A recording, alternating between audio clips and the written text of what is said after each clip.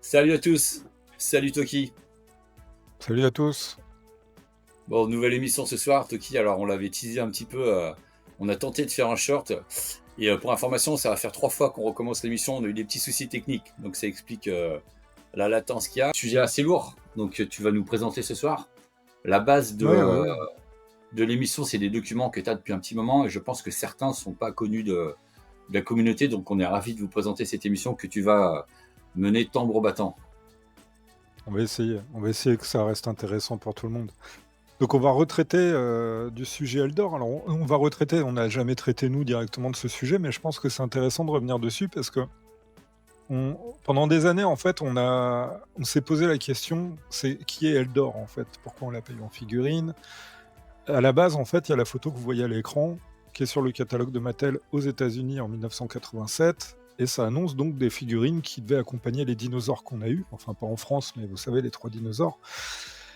Et éventuellement Titus et Megator qu'on n'a pas eu non plus, mais tout ça c'était censé sortir avec 2 figurines, Hiro et Eldor.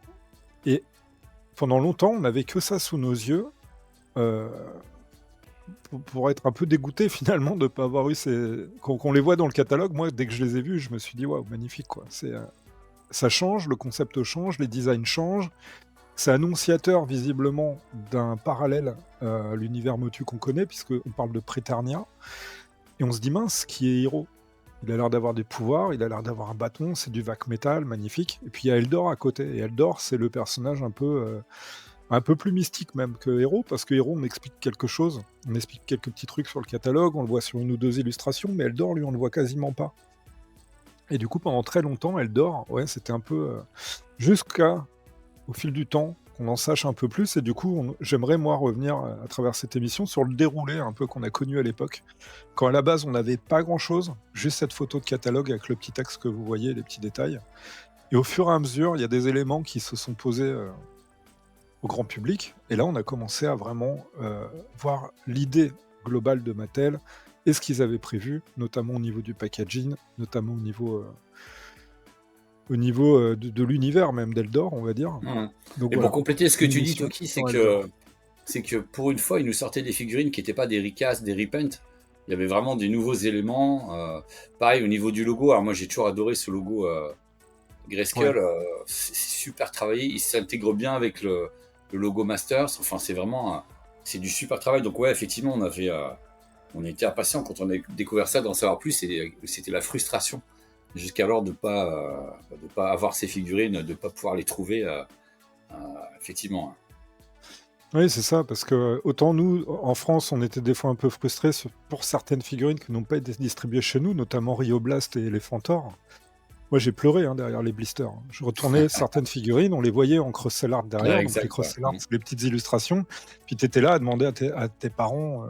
ouais, je le veux, il est où ? On va le trouver. On y croyait, et puis on le trouvait jamais. Et puis là, finalement, en étant un peu plus adulte, parce que ce catalogue-là, à moins d'avoir vécu aux États-Unis et de l'avoir eu par chance, parce que c'est un catalogue destiné aux professionnels, mais à moins de l'avoir connu petit en visuel, Hiro Eldor, voilà, ça s'inscrit dans la tête. En fait, la plupart d'entre nous, on l'a découvert adulte, quand ce catalogue a commencé à circuler via Internet, sur les sites de seconde main, entre autres. Et donc là, ça te refait un peu comme à l'époque. Ah, mais c'est quoi ce truc que j'ai jamais eu ? Est-ce que c'est sorti ? Est-ce que tu repenses à Rio Blast et Elephantor pour nous ? Enfin bref. Mais ouais, moi j'ai bavé devant, je suis devenu fou. Et là où ils sont séduisants, effectivement, c'est que ils dénotent complètement du reste des figurines et de l'univers. Enfin, on change complètement d'univers, quoi. Donc c'est ça qui pique Ouais, notre c'est curiosité, très ouais. différent. C'est très, très différent. Je fais un aparté sur Power of Grayskull. Il était prévu quand même que ce soit pas juste quelques jouets qui sortent parmi les autres, mais que ce soit vraiment un spin-off comme She-Ra. C'est-à-dire que She-Ra, on étend l'univers aux petites filles, principalement, donc on travaille le truc, on crée un univers parallèle, une planète jumelle à Eternia, on va dire, et puis on peut aller suivre les aventures de She-Ra. Et là, il était question de la même chose que Power of Grayskull. Hiro, le héros, avait son propre dessin animé. C'est-à-dire qu'il y avait Mhm. vraiment un truc en parallèle au maître de l'univers, et là, on était sur un spin-off en plus. Donc il y avait She-Ra, il y aurait eu Power of Grayskull. Manque de bol, celui-là n'est pas sorti. On expliquera un peu plus loin pourquoi, visiblement, parce qu'on a la réponse. Mais ouais, on a raté quelque chose, je pense. Alors maintenant, c'est pas dit parce qu'on arrive à une période où les jouets se vendent un peu moins. Alors est-ce qu'ils auraient réussi à séduire correctement les enfants, même avec un dessin animé? C'est pas gagné. On ne sait pas. Ouais, c'est possible, ouais. On peut se poser la question. Hein. Et Toki, donc suite à ce qu'on a tous vu dans ce catalogue, il y a eu quand même une période intermédiaire qui t'avait marqué, notamment à travers ce blister. Qu'est-ce que tu peux nous dire sur ce blister que moi je connaissais pas personnellement? Tu me l'as montré il y a pas très longtemps. Alors, sur certains blisters US, notamment les personnages du film de 87, donc les 3 persos, c'est Gwildor, Sorod et Blade. Il arrive que des fois, en emballage US, on croise un comics dedans qui a l'air bizarre, c'est ça. C'est-à-dire qu'on voit des lumières, on voit des dents en acier, et pendant des années, on le croise, ce truc.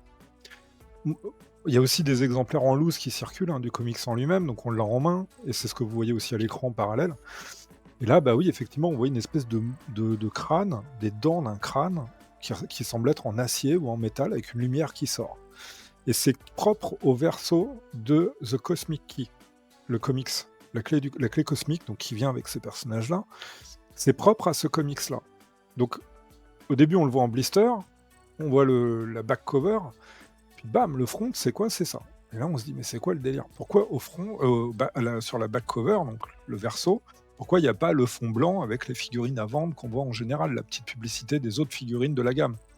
Là, il y a ça. Et là, on n'a pas de réponse. Mais pendant des années, ce comics, on le croise.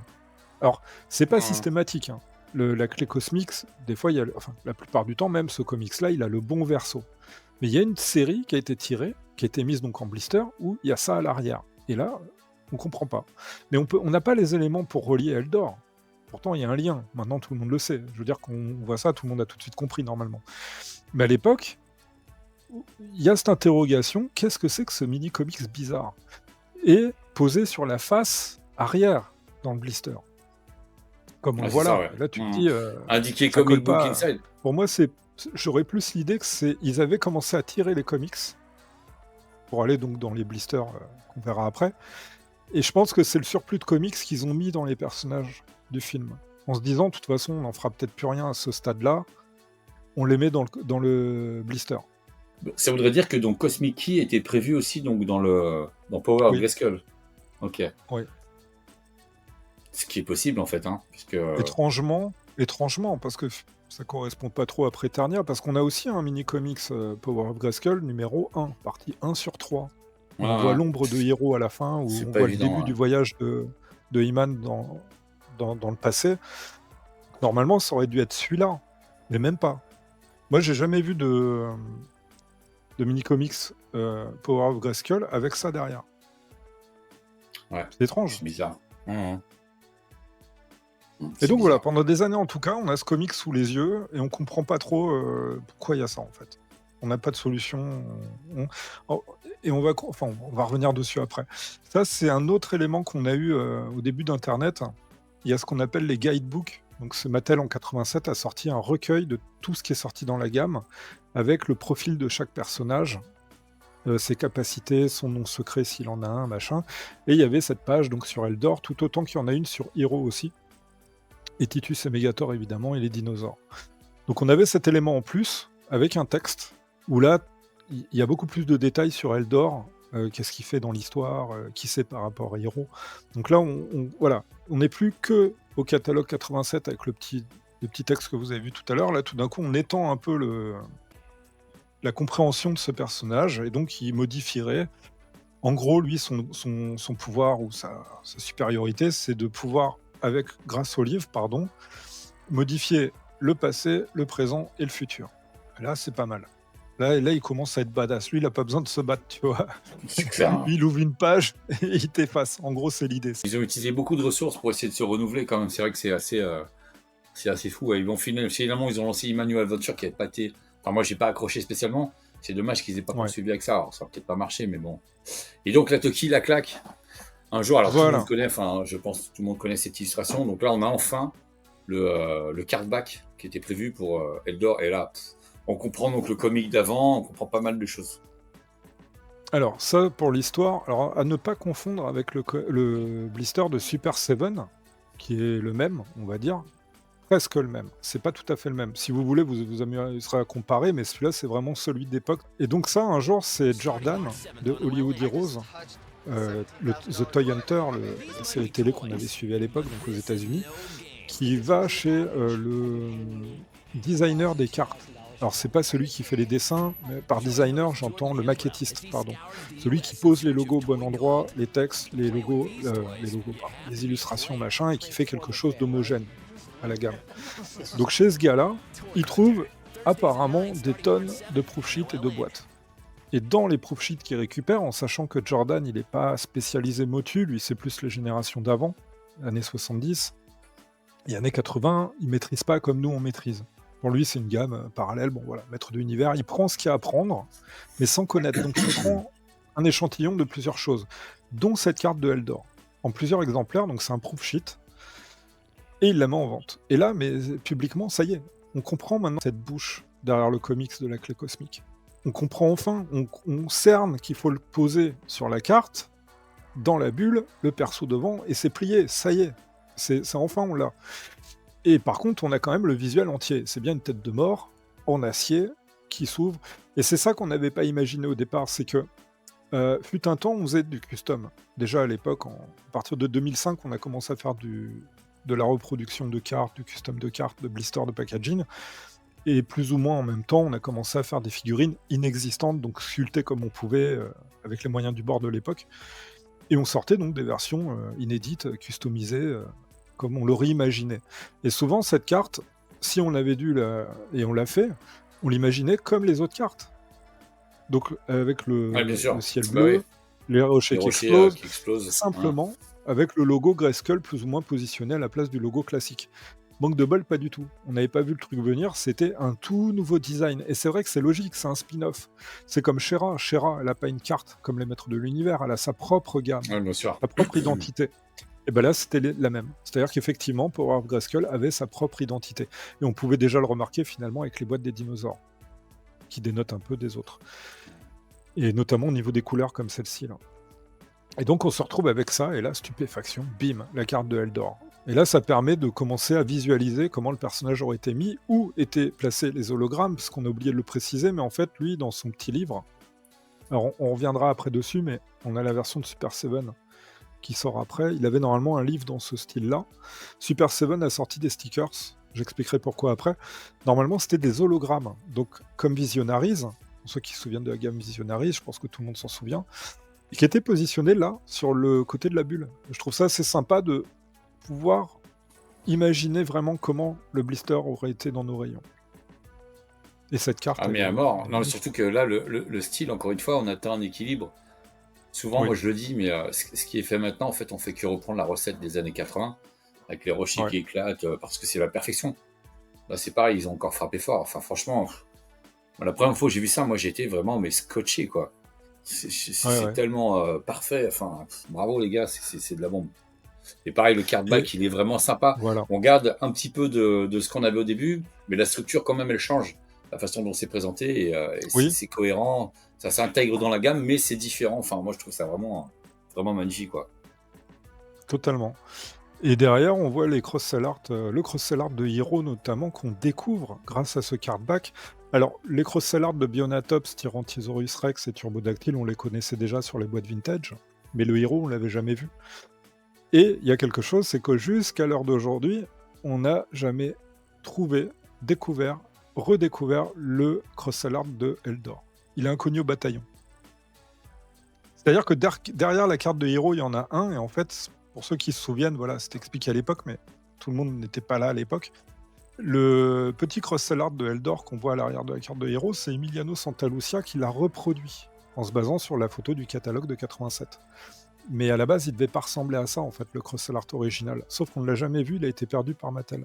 Donc autant ils ont retrouvé celui de héros, ils l'avaient encore dans leurs archives. Et de toute façon, avec cette carte-là, on le voit. Elle est imprimée, voilà, il est dessus. Mais autant Eldor, on l'a jamais vu et on le verra probablement jamais. Dommage. Donc ça, triste au sort pour le cross-sell art. Mais il y a autre chose, c'est qu'ils ont lancé leur propre sculpture de Eldor, tout comme Hero, parce qu'ils n'avaient pas... Ils n'avaient pas le choix. Hein. À ce moment-là, il n'y a pas le choix. Mmh. Donc il y a la photo du catalogue de 87, ils demandent aux Four Horsemen de se lancer sur la sculpture, et ils commencent à proposer de convention en convention des prototypes en résine dans les vitrines. Et puis on est plus ou moins satisfait, c'est pas mal. Il y a des petits trucs à redire, mais c'est pas mal. Et peu de temps après, au moment même où ils sont... Voilà, sauf que, et là ça fout tout en l'air, pour moi en tout cas, c'est que au moment de la conception, il n'y a rien qui est sorti. Hein. Ils sont toujours à la sculpture, ils présentent la résine, machin, et la communication, j'avoue, est pas très bonne avec Super Seven à ce moment-là, du coup on sait pas trop où ils vont. Et il y a ça qui sort. Donc ça, c'est Eddie Mosqueda qui retrouve dans son stock d'époque, dans ses cartons, un test shot original de Eldor. Donc le test shot, pour rappeler à ceux qui ne connaissent pas forcément le terme, c'est des tests d'usine. Donc on fait en usine le moule en acier, on le peaufine, il faut que tout soit parfait au niveau du moule. Et une fois qu'on estime que c'est pas mal, on commence à faire des tests d'injection de plastique. Et là, ça sort dans les couleurs que vous voyez, toutes les couleurs, on s'en fout, parce que c'est pas la version définitive, c'est juste des tests pour voir si le moule, il est correctement fait, si le plastique, c'est le bon, si la couleur, à la rigueur, on peut travailler aussi les couleurs de cette façon-là. Et il retrouve ça. Donc d'époque, il l'a gardé, et là, bim, stupéfaction, c'est Eldor tel qu'on devait l'avoir en figurine. C'est la sculpture d'origine. C'est celui du catalogue, en fait. C'est le même qu'on a vu tout au début, hein, ni plus ni moins. Hein. Alors, c'est le même, à quelques détails près, c'est que celui du catalogue, c'est de la résine. Et là, pour un moyen technique, par exemple, au niveau des jambes, on voit qu'il y a des rotules qui ont été rajoutés. Donc, des petits, en haut des cuisses, ça fait des boules. Ils sont assez visibles, d'ailleurs. Ça permet de faire les rotules comme il faut. Sur la photo du catalogue, on voit qu'il n'y a pas les boules. Donc, si on devait articuler les jambes, c'était pas possible de la même manière. Là, elles sont très articulables. C'est les mêmes articulations que Blade. D'ailleurs, pour rentrer dans le détail, c'est pas l'élastique en caoutchouc, comme la plupart des figurines, c'est comme Blade. C'est un autre, des rotules en plastique, en fait, je sais pas comment appeler ça, qui permettent vraiment une bonne rotation. Et donc, ils nous sortent ça. Et moi, dans ma tête, je commence à m'imaginer que la Super Seven, ils veulent quelque chose d'accurate, donc ils vont se débrouiller, je pense, pour récupérer le test shot, et puis refaire leur sculpture, et puis nous sortir l'exactitude au plus proche de ce qui devait être à l'époque. Manque de bol, ça s'est pas passé comme ça. Mais vu que la communication les gars, ils ont dû choper les boules, t'imagines. À mon avis, ils avaient avancé à mort dans le process de développement, et c'était sans doute compliqué, mais putain, ils ont dû être dégoûtés, quoi. T'imagines. Ils ont bossé quand même... Ce qu'ils ont sorti, c'est quand même pas mal, même si moi, avant, c'est pas fou quand on voit le résultat. Perso, moi, c'est les deux figurines de Super Seven que j'aurais éventuellement pu acheter, c'est Hero et Eldor. Parce que je trouve qu'elles s'intègrent pas trop mal dans la gamme. Mais ouais, là, ils ont dû, les gars, ils ont dû prendre une claque quand même. Hein. Alors, ils ont dû bader. Et le problème, c'est que, justement, ils ont réalisé le rêve de beaucoup de collectionneurs d'avoir enfin ces figurines entre les mains, mais des vraies figurines, pas des customs comme on faisait nous, qui se cassaient ou qui étaient trop lourds, c'était de la mauvaise résine, c'était mal peint, c'était pas du jouet. Là, ils nous sortent du jouet, au format vintage, comme ça devait sortir plus ou moins à l'époque. Et c'est là où certains ont crisé, dont moi particulièrement, c'est que c'est pas la figurine de l'époque qu'ils étaient en train de nous faire, alors qu'on avait la possibilité finalement de l'avoir. Il fallait qu'ils se débrouillent à mes yeux. Mais après, ce que je comprends encore une fois, c'est qu'ils sont à un stade, je pense, d'avancée où c'est trop tard. C'est-à-dire que je pense que les moules en acier étaient déjà faits. Et un moule en acier, ça coûte tellement cher. Donc là, on se dit effectivement, si dans leurs avancées, ils ont déjà fait tous les moules en acier, ils vont pas les abandonner pour recommencer une nouvelle sculpture. C'est un peu trop tard peut-être. Mais jusqu'au dernier moment, la communication encore, elle est pas terrible. Donc moi, dans ma tête, je veux en choper un. Parce que c'est une époque où je collectionnais plus, je crois. Mais vu que c'était un rêve, de l'avoir un jour entre les mains, cette figurine. Tu sais, t'as le catalogue, et puis tu rêves dans ta tête de « Ah, Bah, si c'était carrément, hein. sorti ». Puis là, ça sort enfin. Donc tu te dis, il y a le packaging, il y a tout. Mais tu vois ça, entre-temps, le vrai test shot, toi, t'as espoir qu'ils sortent le vrai test shot. Mais ils le font pas. En fait, ils sortent leur figurine. Mais sans nous le dire clairement. C'est-à-dire que jusqu'à la fin, jusqu'aux dernières photos finalisées, quand c'était en préco ou je ne sais quoi, ben, on ne savait pas en fait ce qui allait sortir, ils ne disaient pas clairement. Et là, bah, pour moi, c'était un peu ouais, on va dire la déception, la douche froide. Mmh. Et au moment où ça sort, il y a quelqu'un en fait qui a l'ingéniosité d'emprunter cette figurine à Mosqueda, parce que le problème de Mosqueda, lui, c'est qu'il s'est mis en tête que ça valait très cher. Et moi, j'ai voulu lui racheter, j'ai tenté une approche pour acheter cette figurine, donc elle était à la vente, le test shot que vous voyez là. Mais le problème, c'est qu'il laissait sous-entendre qu'il voulait le prix d'une voiture neuve. Et là, c'est pas possible. Si on parle de plusieurs dizaines de milliers de dollars, c'est... Une voiture sans permis, peut-être. Petite voiture sans permis, non, il voulait dire. T'as pas compris, à mon avis. Ouais, il aurait fallu que je précise, parce que là, je vais le regretter peut-être. Mais oui, il avait compris voilà, que ça valait très cher, que ça pouvait se revendre très cher, mais c'était inaccessible même aux plus grands collectionneurs. Je crois qu'il n'y a personne qui s'est mis sur l'affaire, sauf un customiseur professionnel, donc qui faisait de la repro, qui faisait du custom de beaucoup de choses depuis des années, et qui le faisait très bien. Lui, il a eu l'idée brillante de lui emprunter. Alors, ils ont dû faire un deal, monnayant de l'argent, monnayant je ne sais quoi, ou alors il lui a prêté chaleureusement, je n'ai aucune idée. Et le gars, il a fait une repro à l'identique, malheureusement pas en plastique, parce qu'on peut pas balancer ça en usine, déjà c'est pas légal, au niveau de métal il y aurait des problèmes, mais en tant que pièce artistique, on a le droit. Il y a une série limitée qui est tolérée. Il a décidé d'en faire 40 exemplaires. Donc il a pris ce test shot, il a refait des moules en silicone, et il les a tirés en résine, une résine qui ressemble, génial. qui se rapproche à du plastique quand on l'a en main. Par contre, vaut mieux éviter de jouer avec parce que c'est pas éternel. Hein. C'est-à-dire que le moindre faux Ou de mouvement, le faire tomber, par ça peut exemple, péter. Ou de le faire tomber, n'est-ce par pas? exemple. Et donc, il nous a fait des repros colorisés, comme ça aurait dû sortir tel que présenté sur les catalogues. Et moi, en dernière minute, je vais le voir, je lui dis s'il te plaît, parce que je voulais pas celui de Super 7, j'étais vraiment déçu que ça soit pas accurate. Là, on n'est pas du tout dans la copie conforme, on est dans la réinterprétation, ce qui peut être très bien aussi, mais en tant que puriste, en tant que passionné de la première heure, t'as vraiment envie d'avoir la figurine au plus proche. Vraiment celle du Et donc, catalogue, entre guillemets. tu l'as eu ou pas alors, cette figurine? Eh ben, je l'ai pas eu. Ah, Non, en fait, je l'ai bon, eu. on arrête l'émission. Allez, à Elle est plus. là.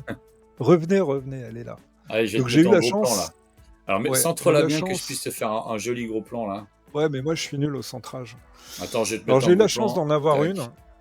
Alors, en fait, ils les avaient toutes vendues, et moi j'ai réussi à avoir un artiste proof. Donc AP sur 40, l'artiste proof, c'est un test avant la production de masse, on va dire. Donc la mienne, elle est peut-être d'un peu moins bonne qualité en termes de résine, mais ça fait le job. Et en tout cas, ouais, c'est une réplique à l'identique. Donc vraiment avec Donc, c'est toutes les vraiment. petits... Non, mais Alors, c'est génial parce que là, on là, le tu dit. as le truc qui est conforme Ouais. au catalogue qu'on a vu au tout début. Et c'est comme un Ah, fou. c'est Il me tel, semble que tu as tel fait qu'elle devait des petits sortir. upgrades de peinture, n'est-ce pas? Ouais, juste. En fait, il l'a très bien peinte, mais moi, je voulais vraiment un truc parfait au niveau des yeux, donc j'ai retouché un peu les yeux.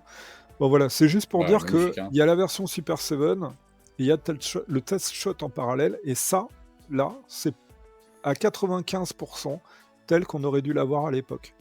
Fais bouger la tête Là, un peu c'est parce que c'est la surprenant de version voir que la matin. tête elle peut s'articuler.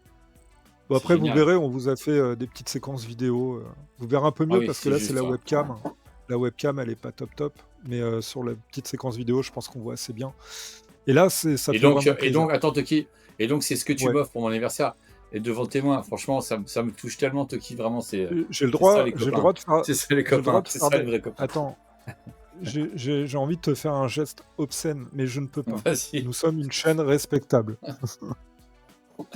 Non, ça fait plaisir. Le 17 août, mon anniversaire, Toki. Merci, franchement, copain. Super copain. J'ai de la chance, j'oublie tout le temps les dates. Mais bon. Ah mince, je te le rappellerai. J'offrirai, quand on fera 1 million d'abonnés, parce que nous, on est là pour le YouTube Game. Hein. Ah, tu prends pas de risque, tu prends pas de risque. On veut masse de thunes pour acheter Ah, vous avez des compris, moteurs. vous avez compris, notre moteur, Ah c'est merde, je me suis la grillé. fame. Je me suis grillé. C'est la fame.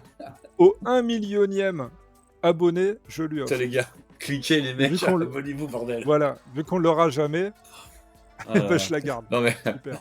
Non, sérieusement, c'est vrai que... Ouais.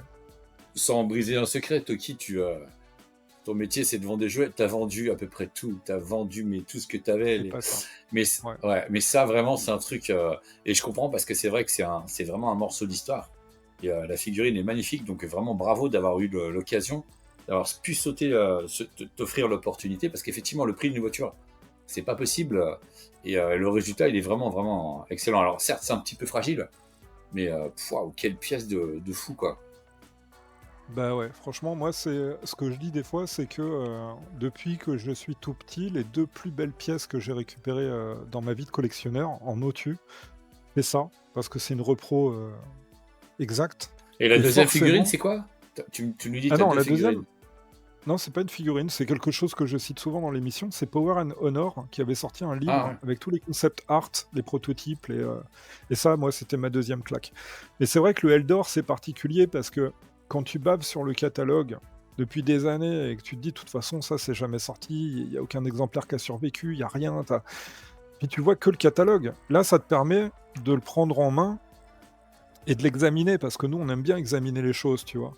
Et Bah, le fait de notamment voir, au niveau tiens, de la texturation, la texture, ouais, vous aurez des gros plans, mais le proto est ouf, quoi. Il est et vraiment ça, la magnifique. texture rajoutée, c'est propre au Mexique. Ouais, donc selon les usines, en fait, qui Voilà. texturaient plus ou moins les moules, c'est fou ça. Et le Mexique, eux, ils texturent à fond, quoi.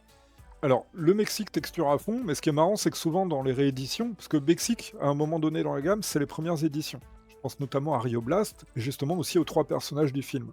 C'est-à-dire Gwildor, Sorod, alors, oui, Sorod aussi, pardon, et Blade, les premières éditions, c'est Made in Mexico. Et souvent, première édition, mais plus de détails. Et en fait, ils le mettaient au niveau de la sculpture.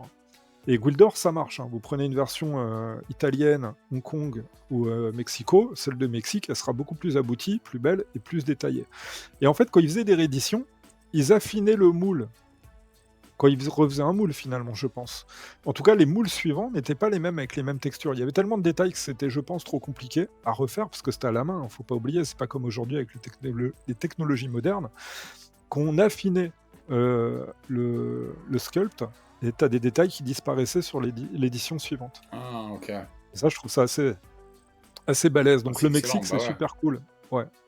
Et donc, Toki, au niveau du nom du personnage, il me semble que tu avais pu échanger quelques mails avec Eddie Mosqueda et tu avais donné quelques précisions sur le nom, parce que là, on voit Mentor, c'est bizarre, c'est C'est pas ça. Eldor.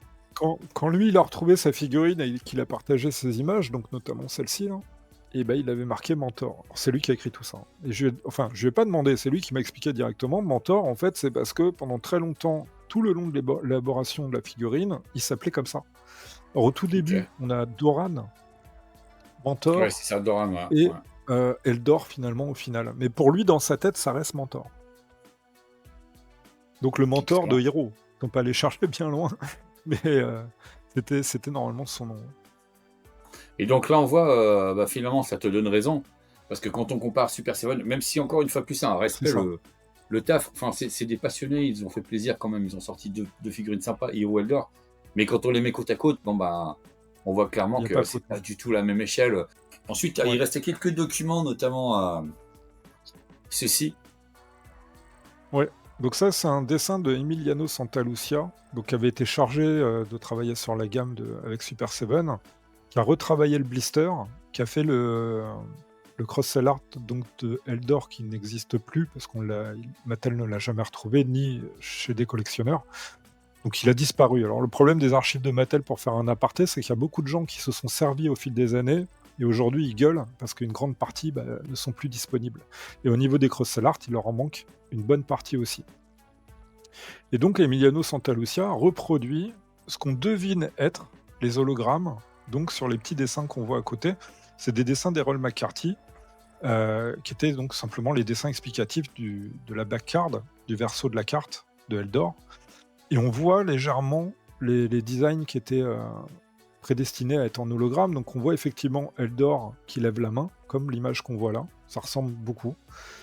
Même si c'est des petits crayonnés rapides. On voit une image avec Hiro, une autre avec le Tyrannosaurus, et Tyrannosaurus Rex, et l'autre avec le Bionatops. Et c'est effectivement les stickers que Emiliano Santalucia a refait. Donc ils ont essayé d'être accurate, encore une fois.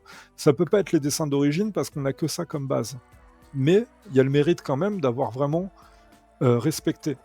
ces, Ouais. ces dessins-là. En tout cas, chaque hologramme aurait dû ressembler à ça de façon très proche, je pense. Et surtout le style, on a vraiment un style à l'ancienne, quoi. On aurait pu avoir ces dessins-là à l'époque, ça passait.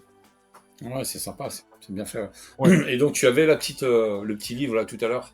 Si tu peux le remontrer un petit peu plus en détail. Donc, Ouais, c'est un espèce donc comment d'accordéon, ça hein. fonctionnait, c'est ça, alors, c'est un livre, si on veut bien appeler ça un livre, hein, parce que ça ressemble pas à un livre quand on l'a en main, mais dans leur concept, c'était un livre. Hop, c'est un peu mieux, ouais, si je suis en plein écran. Dans l'idée, en fait, c'est un livre où je pense que, tiens, on a 2 images, et puis quand on a un peu d'imagination, quand on joue quand on est gamin, on le retourne dans l'idée, et hop, ça transforme la réalité. Bon, sauf que là, c'est à l'envers, c'est moi qui ai dû les mettre à l'envers. Mais dans l'idée, c'est ça, on a 2 pages, bim, et c'est un peu comme le tour de magie d'Orco, on le transforme en autre chose, en rouvrant à l'envers, en fait. Après, bon, les images Ouais, choisies, c'était elles sont sympa. discutables. Ouais, non, Oui, c'est cool, c'est effectivement. sympa. Voilà, en accordéon.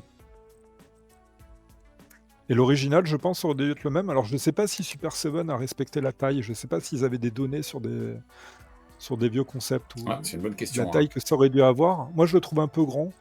On voit que sur l'illustration, c'est aussi un peu différent. On dirait que les hologrammes sont en largeur.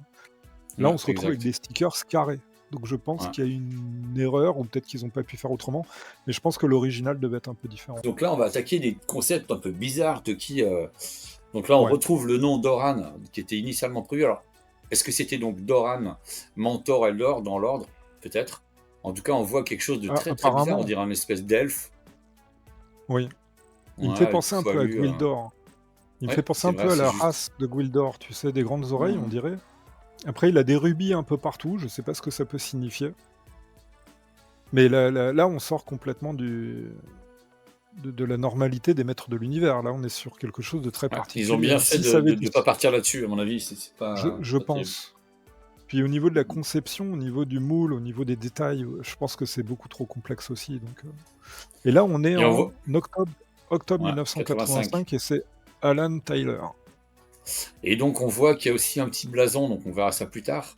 Avec un Oui. petit, comment appeler ça, pas pictogramme, mais dans l'esprit, ouais, enfin, on verra ça dans quelques minutes, quoi. Alors là, on a 3 concepts, donc on voit les têtes correspondent un petit peu à ce qu'on retrouve à droite et à gauche.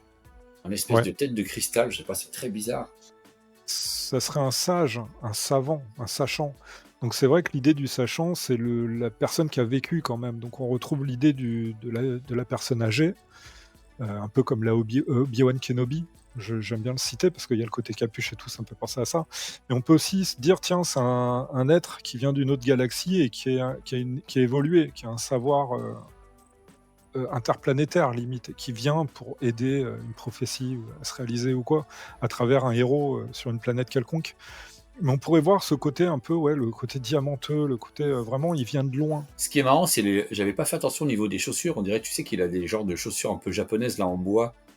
Tu sais, dans Oui, des espèces de sandales. J'avais pas fait gaffe. Pour moi, c'est il un peu avait le des côté, bottes. Pas encore du une tout. fois, ça ressemble au côté un peu sage. C'est-à-dire que lui, tu le vois pas aller se battre sur le terrain. Tu vois, lui, c'est la personne reculée qui te lit ses Mm. histoires ou qui t'apprend la vie en quelque sorte, mais qui va pas aller se battre. On est quand même en 85, c'est-à-dire que c'est des figurines destinées à une gamme de 1987, et ça nous démontre aussi le temps que ça prend d'élaborer une gamme. On est en 85, mais ça sortira pas avant 2 ans après, le temps de tout Oui, mais concevoir, surtout à quel point, finaliser ouais, à les... quel point ils étaient aussi dans cette réflexion depuis plusieurs années. Donc ils Oui. avaient anticipé les choses. Ouais, c'est vrai que c'est une très bonne remarque, quoi. 85, t'imagines? Mm. 85, nous, c'était le train Mattel à l'époque. On était loin Ah loin mais oui, derrière, quoi. totalement. Et donc Totalement. on en a un dernier qui est carrément plus proche. Alors celui-là, il est vraiment excellent parce que donc, bah, je vais te laisser en parler. C'est toi qui maîtrise bien le truc, notamment au niveau du plan éclaté qui est à côté. Là, on est Alors ce qu'il y a de justement, plus proche ouais. de ce qu'on a vu, quoi. Alors c'est même pas un livre, on dirait que c'est une carte. Après, dans le concept, je sais pas. Oui, c'est vrai qu'on pourrait identifier ça une sorte de carte qui change Ouais, ouais. la réalité. Alors moi, je Mais c'est dirais vrai même que... un parchemin, qui pour être exact. Ça fait Oui, penser à ça. exactement, exactement, ouais. Et on retrouve quand même son aspect tel qu'on l'aurait pu l'avoir, enfin tel qu'on voit au niveau du test shot, où c'est la personne finalement âgée qui est validée, c'est plus l'extraterrestre, ou le côté cristalleux là. On a sa cape, donc sûrement pour le côté mystérieux. Si ça se trouve, c'est quelqu'un dans le dessin animé qui garde tout son mystère. On voit pas Sa vraiment son capuche, tu veux dire? apparence. Sa capuche. Oui, la capuche, pardon. Ouais. Et puis on retrouve les mains telles qu'elles sont, qui doivent tourner. Enfin voilà, on les voit, les similitudes, elles sont là. Par contre, le Mhm. design en lui-même, il est encore une fois très bizarre. Il est disproportionné. Et on s'en rend compte. Alors, c'est juste un dessin, on peut se dire, c'est pas grave, c'est juste pour illustrer tel que ça doit ressembler. En finalité, ce ne sera pas le sculpt d'origine. Mais quand on regarde le dessin détaillé à côté, on a vraiment l'impression que c'est un jouet qui est prédestiné à être tel quel. Parce que normalement, quand on fait des dessins techniques comme ça, euh, on est proche de la sculpture finale. On va pas s'amuser à commencer à faire des trucs comme ça alors que ça n'a rien à voir avec ce qu'on veut faire à la fin. Là, j'ai l'impression qu'à un moment donné, cette figurine aurait dû ressembler vraiment à ce qu'on voit à l'écran avec les disproportions qu'on a l'impression de voir. Notamment au niveau de la largeur de la capuche de son habit ou des ourlets, vous savez, des bottes. Enfin, là, on voit que c'est Ouais. pas des bottes, mais Ouais, au niveau des l'ourlet mollets, un ouais. peu Mhm. à la Trois Mousquetaires, là, d'Artagnan. C'est énorme, c'est trop gros, c'est pas possible. Et sur l'image d'à côté, on voit pourtant que les cuisses, c'est bien des cuisses des maîtres de l'univers. Elles ressemblent aux cuisses de Musclor. On les a coupées, donc on a mis les bottes qui n'ont rien à voir, mais la cuisse ne va pas avec la botte. Sauf si on est dans un design Ah, d'ailleurs, Coco c'est pas des Chanel ou je sais bottes, pas hein, quoi. c'est encore des espèces de claquettes en bois, là, tu vois. Ouais, mais les ourlets sont disproportionnés. C'est Pour ça. moi, Ah, mais ça, c'est ça. bizarre. C'est très Mhm. étrange. Ça ressemble pas aux autres Et ce qui est figurines. marrant, On Toki, est... tu vois, c'est que aussi Ouais. là, on a un élastique qui était prévu. Or, dans la Oui, version finale, il n'y a pas d'élastique, hein. C'est des ball joints ou assimilés, quoi. parce que, regarde bien la date, 1985. 85, ouais. Et en 85, on n'avait que les élastiques. Mhm. Et après, on évolue. Et on a le ressort aussi, finalement, qui correspondrait au punch, au coup de poing que Éventuellement, la ouais. plupart des Mais figurines tu vois, ont. on dirait, parce que là, on n'est pas sur un dessin de patente. Tu vois, le patente, c'est Oui, très carré, très normé. C'est peut-être une ouais. première ébauche et effectivement, ça a été abandonné. Et notamment, enfin, le livre ou le parchemin est intéressant parce que ça semblait déroulé. Enfin, on voit à peu près comment c'était conçu. Oui, c'est ça, Alors, ouais. bon, on va pas rentrer dans le détail des pièces parce que notamment, il y en a une, je ne sais pas trop à quoi le servir. Mais c'était séduisant comme concept. Et là, tu avais quelque chose de petit qui tenait dans les mains. Enfin, tu vois, on voit qu'on était encore dans les prémices, enfin, entre ça et ce que toi, tu as eu entre les mains. Ouais, il y a eu vraiment du chemin qui a été fait, quoi. Énorme, hein. Et ils ont réduit les coûts parce que faire une pièce comme celle-ci, c'est très compliqué, Carrément. hein. Ah bah Là, oui. on parlait de moules en acier. Là, on imagine les toutes petites pièces qu'il y a à joindre les unes aux autres. Là, on est sur quelque chose de très coûteux, hein. Et donc là, on va terminer avec donc ça, malgré l'apparence des dessins, c'est bien lié à Le Eldor. Grayskull. On en est sur, ouais. Et Alors, c'est bah lié vas-y, je t'en prie. à Eldor et c'est le Château des Ombres. Et ce qu'on voit sur les dessins précédents, c'est que ça correspondrait à à sa boucle de ceinture.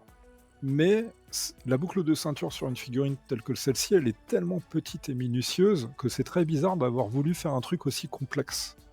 Et là, vu le dessin sur fond noir, moi j'ai l'impression que l'idée de l'hologramme part de là. C'est-à-dire que je pense qu'ils ont voulu faire un hologramme sur la ceinture, avec le Grayskull, voilà, pour X raisons.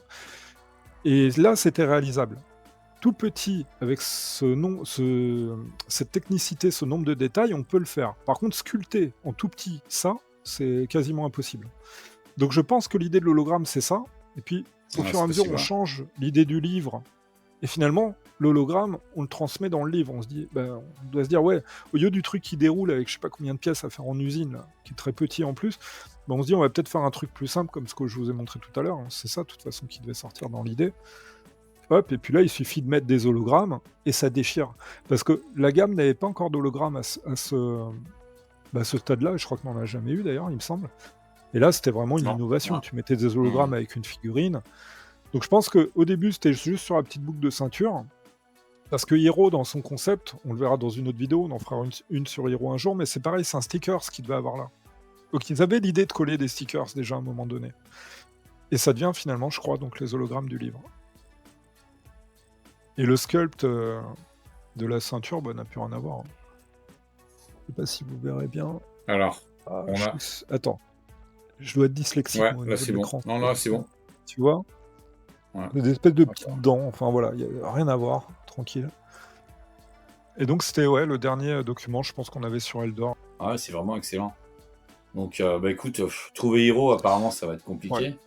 Donc, je sais pas, niveau légende du toy, du proto, là, c'est vrai que là, on est au maximum, hein. Je pense que là, c'est vraiment, Alors, c'est le Graal, hein. ouais. C'est le Graal.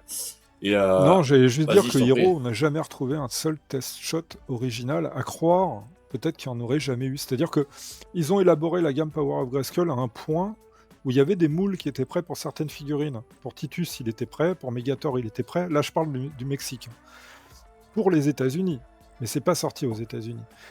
Le moule de Eldor, il est prêt. Parce que ce qu'on a oublié de dire, c'est que derrière, il y a le petit estampillage Mexico qui est là. Vous le verrez en photo, on l'incrustera. Donc le moule Mexique est validé. C'est-à-dire que en fait, on est prêt à sortir cette figurine.